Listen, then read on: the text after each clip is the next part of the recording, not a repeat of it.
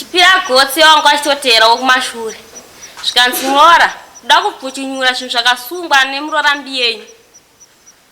Vatondihenga. Ndikati aiwa musandihenge ndiri Nemuroora. Zvikanzi sori izvenyu. Zvikanzi asida kupfuchinya ndozvipfuchinya pamaisini here kuti mbamenyu. Ndikati baba ine zvamutaura hamisi kuzvinzwisisa. Baba anoda kutora mukadzi womwana. Amai vachireverera kuti baba rarai Nemuroora.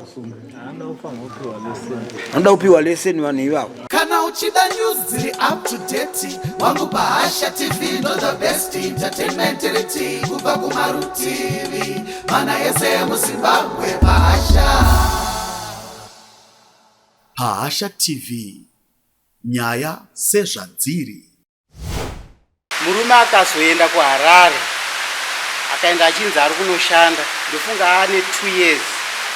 Saka mukadzi anogara kuno kupurazi neamwene ndo vanenge vachichengetana nani nemuroora wavo anova ndiye mwana wangu. Saka dambudziko rakazouya, ndakambomutora kumba akadzokera. Right, aenda kuHarare murume hana kudzoka. Akazondifonera ndiri kurima magarden kumazuva kuti baba pane zvaitika kuno musi wa 25 December.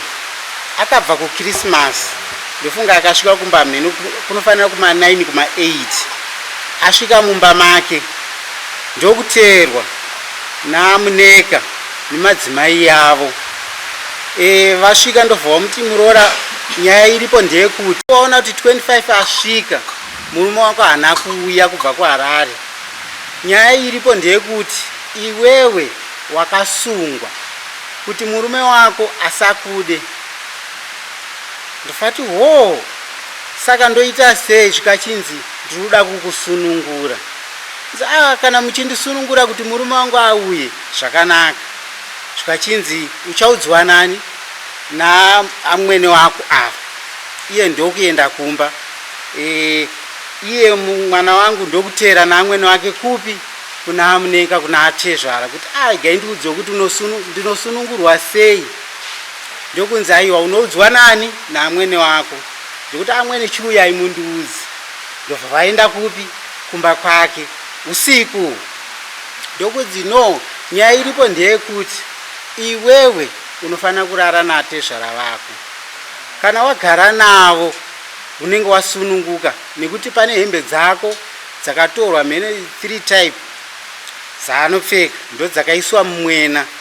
Ndosaka ukuona upenyu hwako ukuita sei wakasunga pano. Ndokuti usununge ndoti hazviite nekuti ndikaona amuneka nawo achibaba wangu vamwe chete hazviite. Amwene ndobva vadzoka kuna amuneka. Asvika kuna amuneka kuye ndokuchiti handiitose. Ndokuchienda amuneka nadzimai vavo kwakuchiendera kumba kwoMuroora. Ndokwakusvika kumba kwoMuroora.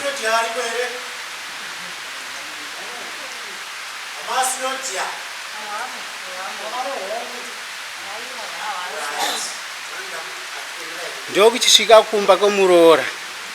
Saka amuneka ndokusvika kuti mapindikiti meMuroora dzvi. Mwana ndokuti muda kuita sei? Zviite. Imimi kana musingandide musha munomu endai munonditora kumba kwedu. Sematorera mukaita sei amakandiita inini handizvide zvamuri kuita izvi. Ndobva vaita sei ndobva vaenda. Mwana wangu anga abuda panze atoona kuti panapa paita sei pashata. Ndokuchonotora atete vake vangauya kuChristmas kumba ikoko. Kuti atete chiuyai tirare tese mupi mumba munomu. Hakuzvina kunimirira chii zvakanaka.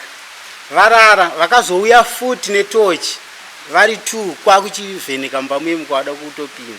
Ndokuchiona kuti aiwa neumwe munhu akaita sei wakarara naye. Ndokuchiidzwa. Saka ndokumatsanangurira akandiita mumwana wangu kuti inini baba inini zvandiomera ndoita sei. Handisi kuziva kuti auye nekuti ari kumba kwacho kupi ikoko. Varipo.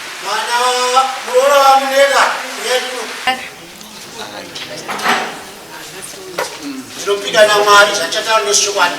Tinopika naMwari zvachataura nezvechokwadi.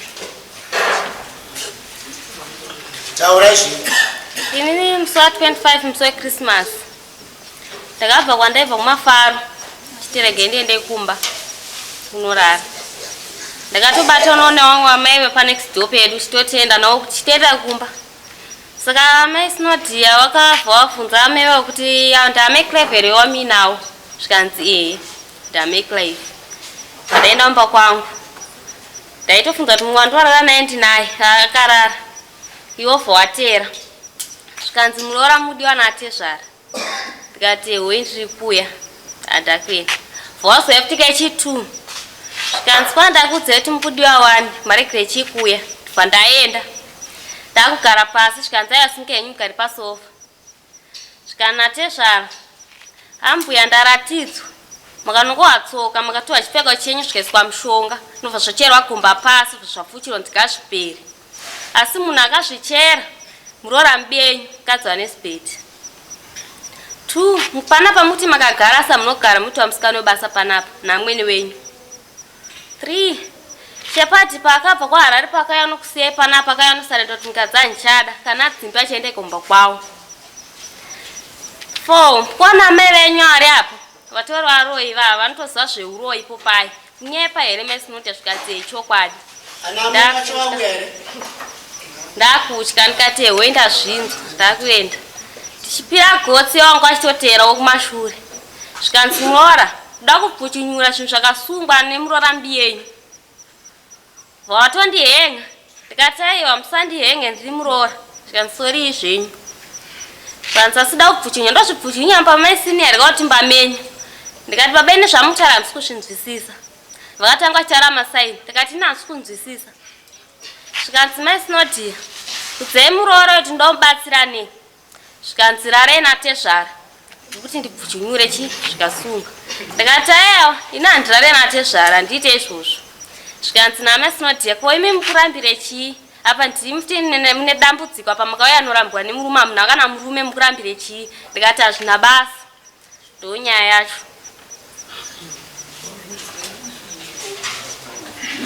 Mukadzi mutsvuku uyoyo wakumboenda.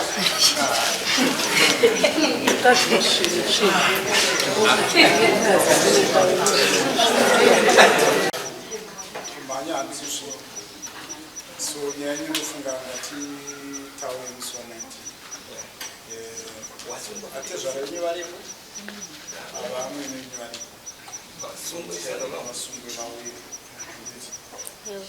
makatohemwa makaiswa ruoko makatoenzerwa.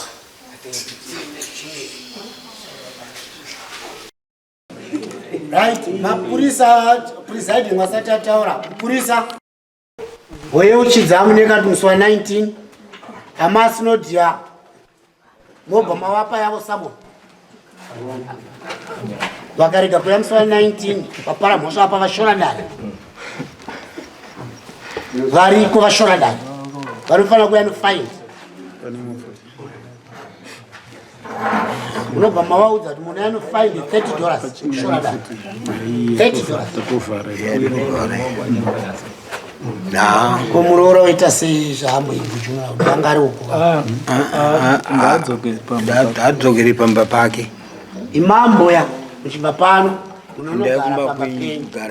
munobikirwa here naye vaMaSinodhia. musi wa19 mokasika kuuya ipakati apa vakada kukuti munongouya kumba moti sabhuku zvanzi zvakati zvakati. Ndakautaura zvizhinji munorekodha moya musi wa19 kana vakutandai kumba ikoko muri munopika nepoto dzavo. Baba wenyu ari kupi? Pajani apa. Aiwa munhu anokuperekedzai unokusiya kumba kwababa wenyu kana marambidzwa kubika. Amuneka namukadzi wavo vanofanira kuita present pano kuda kana kusada. Hapana chinozotongwa vasipo ivava Amwene venyu vaitaura kuti muda kusikinurwa nababa. Baba anoda kutora mukadzi womwana amai vachireverera kuti baba rarai nomuroora. Anoda kupiwa leseni vanhu ivavo. Saka moya mswa 19 mapurisa mokasika kunyora samoni yamasinodia kuti uzotanza nhamari sezvo zvakutamneka kutanza Enda vanofanira kuve vane mari yedare yakakwana. tovanyorera munhu asi muwasevha amasinodia mobva maudza muneka wacho kuti mswa 19